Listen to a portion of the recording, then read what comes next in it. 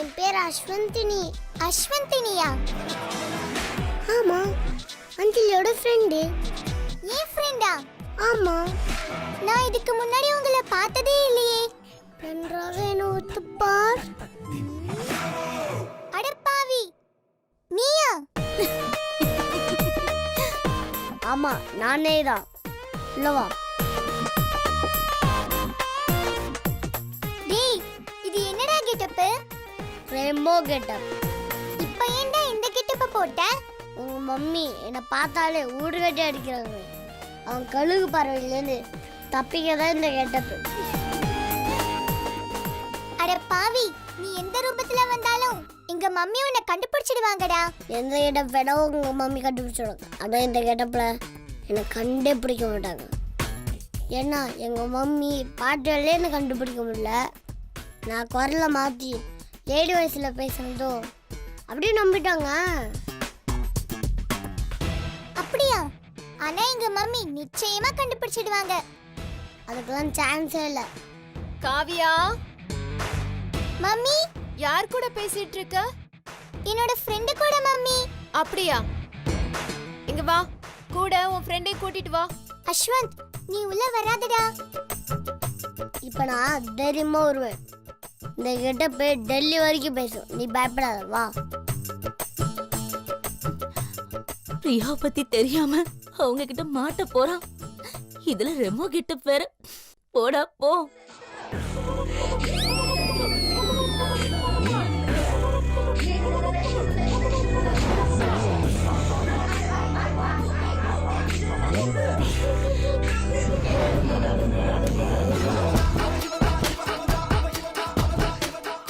Good evening aunty. இதுக்கு முன்னாடி நான் உன்னை இங்க பார்த்ததே இல்லையே. எப்படி? நான் அஞ்சலியோட கிளாஸ்மேட் ஆண்டி. காவியாவோட கிளாஸ்மேட்டா? உன் பேர் என்ன? அஸ்வந்தினி ஆண்டி. அஸ்வந்தினியா?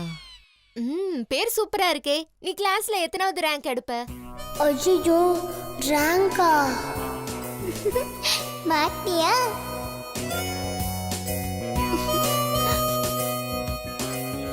ஐயோ, நம்ம கம்மியா சொல்லலாம், தலையிலே கொட்டுவாங்களே. இப்போ என்ன பண்றது? உள்ள வராதுன்னு சொன்ன, கேட்டியா? எப்படி சமாளிக்கிறோம் பாரு. Third rank aunty. Third rank எடுப்பியா? Very good very good very good very good. எப்படி உங்க அம்மா சொன்ன மைனஸ் எல்லாத்தையும் எப்படி பிளஸ்ஸா மாத்திரம் பார்த்தல? டேய், சூப்பரா சமாளிக்கிறடா. உங்க வீடு எங்க இருக்கு? 4 தெரு தள்ளி இருக்கு ஆண்டி. 4 தெரு தாண்டி பாப்பாவை பார்க்கவா வந்த? ஆண்டி, ஃப்ரெண்ட்ஷிப்புக்காக 7 கடலே தாண்டி வரலான்னு சொல்லுவாங்க. ஆனா நான் 4 தெரு தானே தாண்டி வந்திருக்கேன். எனக்கு ஒரு டவுட். என்ன ஆண்டி? இல்ல, நீ பார்க்க அழகான பொண்ணா இருக்க. ஆனா உன்னோட குரல் மட்டும் எனக்கு எங்கேயோ கேட்ட மாதிரியே இருக்கு. ஐயோ, கண்டுபிடிச்சிருவாங்களா?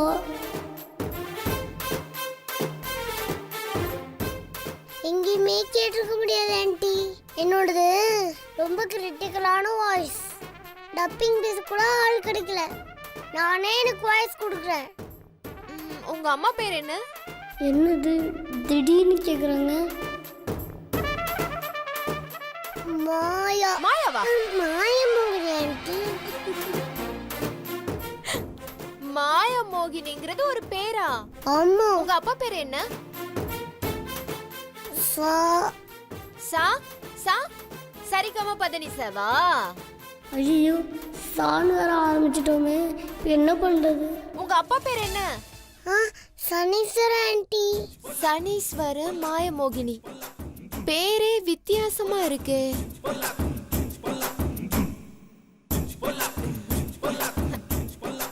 நீ தலைக்கு என்ன ஷாம்பு போடுற? ரொம்ப ஷைனிங்கா இருக்கு. ஷாம்புலாம் போட மாட்டேன் ஆண்டி, சியாக்கா தான் போடுவேன். அதனாலதான் உன் தலைமுடி சாஃப்டா இருக்கா? மாட்டா. டேய்,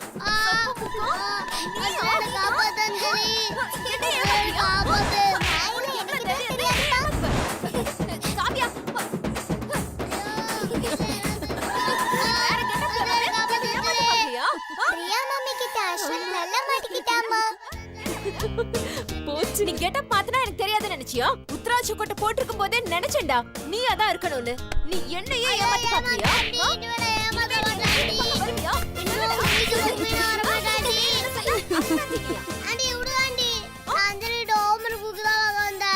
என்னது? யார்கிட்ட நீ போய் சொல்ற? என்ன தலை பாரு. இனிமே நீ வீட்டு பக்கத்துல வர மாட்டே. உங்க அம்மா பேர் என்ன சொன்னா? மாய போகுனியா? இந்த வயசுலயே நீ இவ்வளவு போய் சொல்ற? இவ்வளவு ஏமாத்துற? இனிமே எங்க வீட்டு பக்கம் வந்தா வரமாட்டாண்டி. அவ்வளவுதான். போ. ஐயோ எஸ்கேப்.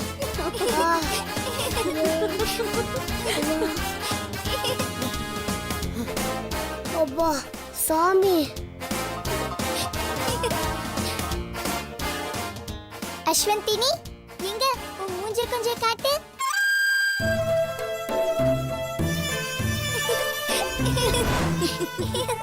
டேய் இது உனக்கு தேவையாடா?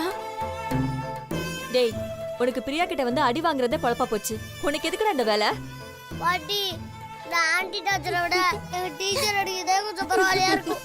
அப்பா அஞ்சலி இந்த நாள் ஒன் டைல குச்சி வச்சுக்கோ. என்னென்னடா எழுதணும்?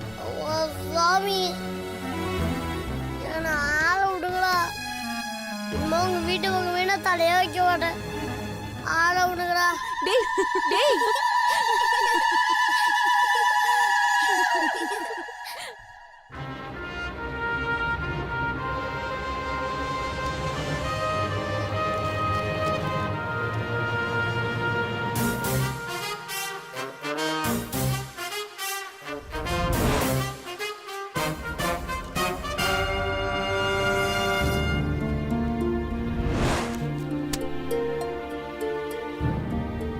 சந்திரசேகர் நல்ல லாயர் தானே, ஏன் அவரை விட்டுட்டு என்கிட்ட வந்தீங்க? இல்லை சார், என்னோடய ஒய்ஃப் ரொம்ப பயப்படுறாங்க. நான் விசாரித்து பார்த்த வரைக்கும் இந்த கேஸை டீல் பண்ணுறதுல நீங்கள் தான் எக்ஸ்பர்ட்னு கேள்விப்பட்டேன். அதனால் இந்த கேஸை நீங்கள் தான் எடுத்து நடத்தணும். நான் எப்பவுமே உண்மையாக இருக்கிற கேஸை மட்டும்தான் இது உண்மைன்னு எனக்கு தோணணும். அப்போ தான் அந்த கேஸ் எடுத்து நான் வாதாடுவேன். பொய்யான கேஸ் எடுத்து நடத்துறதுல எனக்கு உடன்பாடு கிடையாது. நீதி வெல்லணும், நீதி வெல்லணுங்கிறத என்னுடைய லட்சியம். அதே மாதிரி நான் ஒரு கேஸ் எடுத்து நடத்தும்போது அதில் உண்மை இல்லைன்னு தெரிஞ்சதுன்னா அப்போவே இந்த கேஸை விட்டு நான் விலகிடுவேன். சார் நான் சொல்றது முழுக்க முழுக்க உண்மை. என் குழந்தை எனக்கு வேணும். அதுக்காக தான் நான் இவ்வளோ போராடுறேன். என்னதான் நியாயம் உங்கள் பக்கம் இருந்தாலும் சட்டத்துக்கு ஆதாரங்கள் தான் ரொம்ப முக்கியம். பல வழக்குகளில் பொய் ஜெயிச்சு உண்மை தோத்து போயிருக்கு. பொய் தான் அங்கே ஜெயிச்சிருக்குன்னு நம்ம எல்லாருக்கும் தெரியும். இருந்தாலும் எல்லா முறையும் நீதியை பொய் ஜெயிக்க முடியாது. ஏன்னா உண்மைக்கு வலிமை அதிகம். அந்த உண்மையை நிரூபிக்க நமக்கு சில ஆதாரங்கள் தேவைப்படும். ஆனால் பொய்யான சாட்சிகளை ஏற்பாடு பண்ணி கேஸை ஜெயிக்கிற விஷயங்களும் நடந்துக்கிட்டு தானே இருக்கு. ஆமா சார், நான் இப்ப பயப்படுறதே அதுக்காக தான். எங்களுக்கு எதிர்த்தரப்புல இருக்கிறவங்க லாயர் சாந்தி சக்தி வேலை அப்பாயின்மெண்ட் பண்ணிருக்காங்க.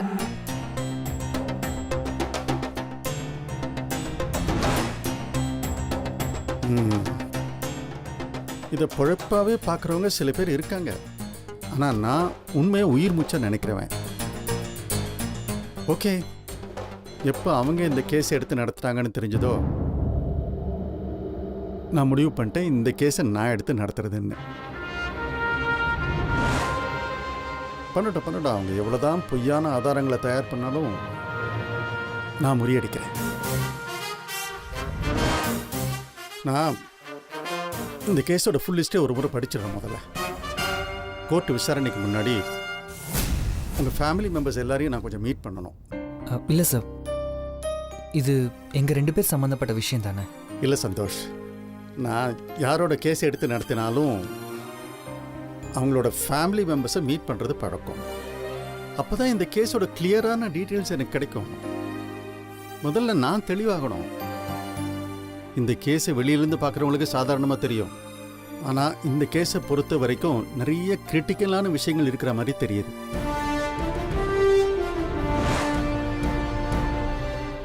ராஜா, சார். நாளைக்கு நம்ம இவங்க வீட்டுக்கு போகணும், ஞாபகப்படுத்துங்க. Okay sir. சந்தோஷ், உங்கள் விசிட்டிங் கார்டு கொடுங்க.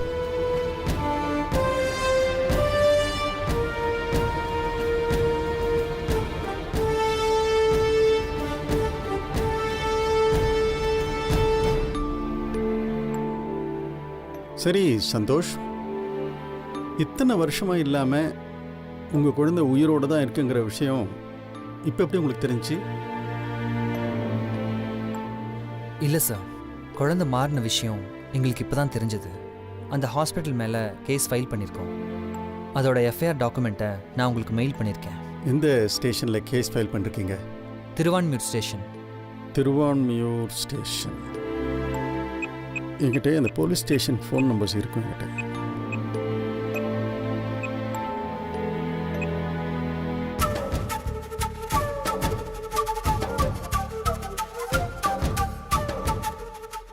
வணக்கம், நான் லாயர் விஜயபாஸ்கர் பேசுகிறேன்.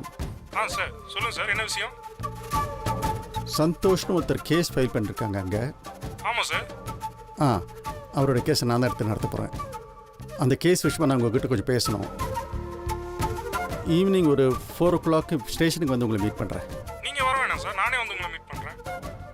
இல்லை நானே வரேன், ஸ்டேஷனுக்கு வரேன். Okay sir. ஓகே சந்தோஷ், நீங்கள் கிளம்புங்க.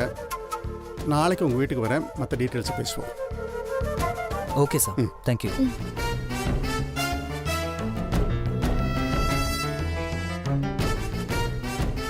சார். சார், நம்ம இது வரைக்கும் அட்டன் பண்ண கேஸ்லேயே இது ரொம்ப கிரிட்டிக்கலான கேஸாக இருக்கும் போல சார். ஆமாம் ராஜா, எனக்கும் அப்படி தான் தோணுது. அதனால் இந்த கேஸுக்கான ஆதாரங்களை ரொம்ப ஸ்ட்ராங்காக அனலைஸ் பண்ண தான் நம்ம ஜெயிக்க முடியும். ஆமாம் சார், ஆமாம்.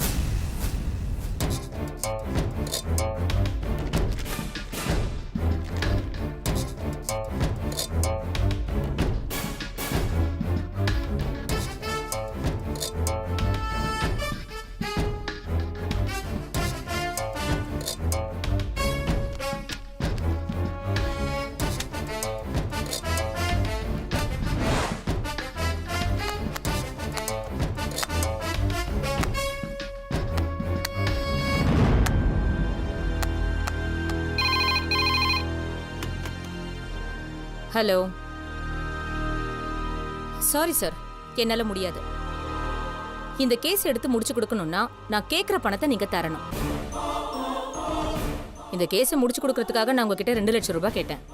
நீங்க 1 லட்சம் ரூபாய் தான் தரேன்னு சொல்றீங்க. அதுக்கு சான்ஸே இல்லை சார். சார், பிரச்சனை எல்லாருக்கும் தான் சார் இருக்கு. அந்த பிரச்சனை முடிக்கிறதுக்காக தான் நான் இவ்வளவு பணம் கேட்கிறேன். என்கிட்ட வந்துட்டீங்கன்னா நான் கேட்கிற பணத்தை நீங்க தரணும். புரிஞ்சுதா? என்ன சார், பொய் சாட்சி ரெடி பண்றதுன்னு அவ்வளவு சாதாரணமான விஷயம் நினைக்கிறீங்களா? சார், இதெல்லாம் என்கிட்ட பேசி பிரயோஜனமே இல்லை. நீங்க அமௌண்ட்டை ரெடி பண்ணிட்டு எனக்கு கால் பண்ணுங்க.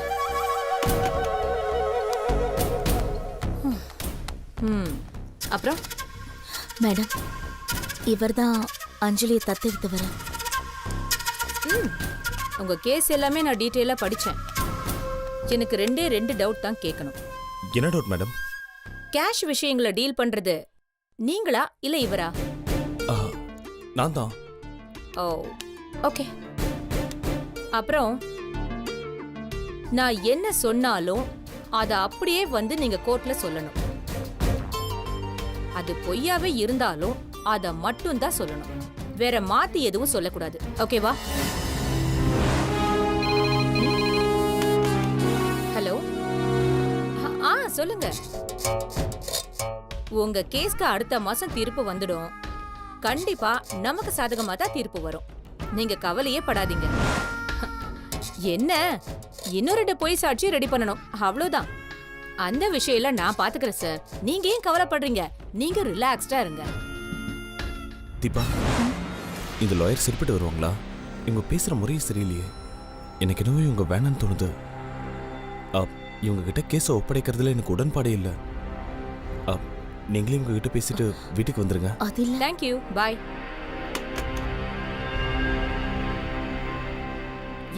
என்னாச்சு?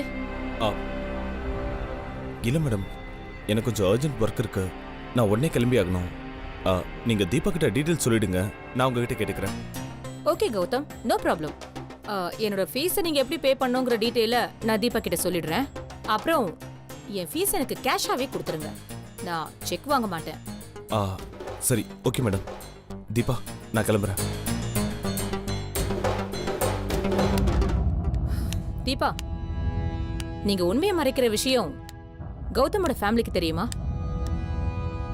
இல்ல மேடம், அவங்களுக்கு தெரியாது.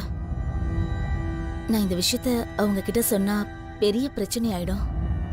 அதனால தான் நான் உண்மையை அவங்க கிட்ட இருந்து மறைச்சிட்டேன். இந்த வீட்ல இருக்க எல்லாருமே நான் தான் அஞ்சலியோட உண்மையான அம்மா நம்பிட்டு இருக்காங்க. நான் என்னோட பழைய வைக்கல வேண்டான்னு சொன்னதுக்கு காரணமே அவர்கிட்ட என்னால பல உண்மைகளை சொல்ல முடியல. அதனாலதான் நான் அந்த பழைய வக்கீல மாத்திட்டு நான் உங்ககிட்ட வந்திருக்கேன். அது மட்டும் இல்லாம பழைய வக்கீல் ரொம்ப ஸ்ட்ரெயிட் ஃபார்வர்ட், நீதி நேர்மை நியாயம்னு பேசிக்கிட்டே இருக்கால. அதனால எனக்கு பிரச்சனை வருமோன்னு பயந்துதான் நான் உங்களை பார்க்க வந்திருக்கேன். நான் அந்த லாயர் கிட்ட எந்த உண்மையுமே சொல்லல மேடம். நான் அவர்கிட்ட உண்மையை சொல்லி அவர் அந்த உண்மையை கௌதம் சார் கிட்ட சொல்லிட்டா அதனால தேவையில்லாம எனக்கு தான் மேடம் பிரச்சனை வரும். உங்ககிட்ட தான் மேடம் நான் எல்லா உண்மையுமே சொல்லியிருக்கேன். இந்த உண்மை உங்களை தவிர வேற யாருக்குமே தெரியாது. தீபா, உங்களுக்கு என்ன யாரை ரெஃபர் பண்ணது? என் ஃப்ரெண்டு தான் மேடம் உங்களை ரெஃபர் பண்ணாங்க. அவங்க ஆல்ரெடி உங்களோட கிளைண்ட் தான். அவங்க சொன்னதுனால தான் நான் உங்களை பார்க்க வந்தேன்.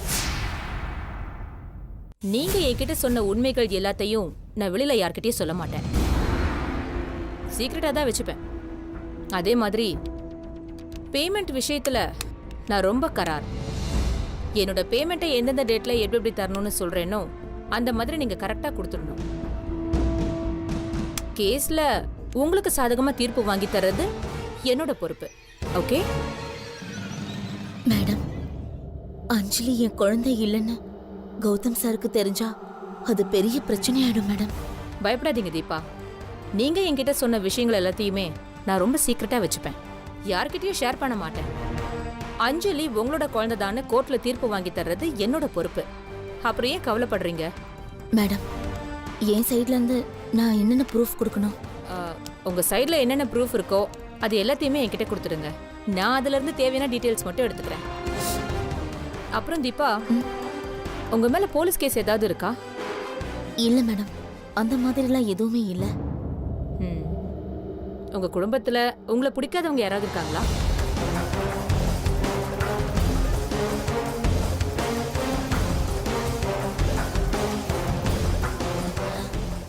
அப்படிலாம் யாரும் இல்ல மேடம்.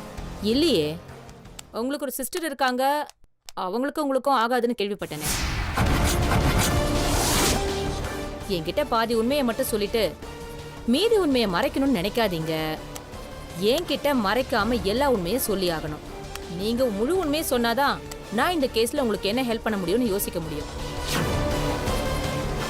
அதுக்காக தான் கேக்குறேன். என்கிட்ட வேற ஏதாவது உண்மையை மறைக்கிறீங்களா? ஐயோ, ஏற்கனவே அஞ்சலி நம்ம குழந்தை இல்லைன்ற உண்மையை இவங்க கிட்ட சொல்லிட்டோம். இப்ப மறுபடியும் கொலை பண்ண உண்மையை நம்ம இவங்க கிட்ட சொல்லிட்டோம்னா நம்ம கிட்ட இருந்து எல்லா பணத்தையும் புடுங்காம விட மாட்டாங்களே. அதுவும் இல்லாம இந்த உண்மை கௌதம் சாருக்கு தெரிஞ்சா பெரிய பிரச்சனை ஆயிடும். எனக்கும் என் சிஸ்டருக்கும் ஆகாது மேடம். ஏன்னா நான் கௌதம் சார் ஃபேமிலிக்கு ஹெல்ப் பண்றது அவளுக்கு பிடிக்கல. அதுக்காக அவ என்கிட்ட கோச்சிக்கிட்டு எங்களோட சொந்த ஊருக்கே போயிட்டா மேடம். அதனால எனக்கு சாதகமா சாட்சி சொல்றதுக்கு அவ வரமாட்டா. வேணும்னா என்னோட பிரதர் ஒருத்தன் இருக்கான், அவனை வேணா நான் சாட்சி சொல்றதுக்கு வர வைக்கிறேன் மேடம். ஓகே தீபா, ஒன்றும் ப்ராப்ளம் இல்லை. கேஸை உங்களுக்கு சாதகமாக முடிச்சு தரேன்.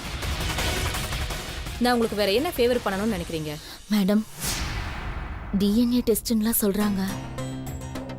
அந்த டிஎன்ஏ டெஸ்ட்டுக்கு போனா நான் அஞ்சலியோட உண்மையான அம்மா இல்லைன்ற விஷயம் எல்லாருக்குமே தெரிஞ்சிருமே மேடம். இல்ல தீபா, ஃபர்ஸ்ட் இயரிங் தானே, இப்போ டிஎன்ஏ டெஸ்ட்டை பத்தி பேச தேவையில்லை. அவங்க அப்படியே அதுக்கப்புறம் டிஎன்ஏ டெஸ்ட்டுக்கு போகணும்னு சொன்னாங்கன்னா அதை நம்ம நெக்ஸ்ட் ஹியரிங்ல பாத்துக்கலாம். ம்? நார்மலா டிஎன்ஏ டெஸ்ட் பண்ற விஷயத்தை பத்தி பேச தேவையில்லையே. இல்ல மேடம், இப்போ டிஎன்ஏ டெஸ்ட்டுக்கு போறதா இருந்தா என்ன ஆகும்? ஒன்னும் ப்ராப்ளம் இல்ல. பணம் பாதாளம் வரைக்கும் பாயும். அதனால நம்ம பணத்தை வச்சு எப்படியாவது டிஎன்ஏ டெஸ்ட்டை நமக்கு சாதகமா வர வச்சிடலாம். என்கிட்ட வந்துட்டீங்கல்ல தீபா, நீங்க கவலையே படாதீங்க. உங்களுக்கு ஃபேவரா தீர்ப்பு வாங்கி தர்றது என்னோட பொறுப்பு. நான் எல்லாத்தையும் பாத்துக்கிறேன். இந்த கேஸ்ல நாம ஜெயிக்கிறோம். Thanks madam.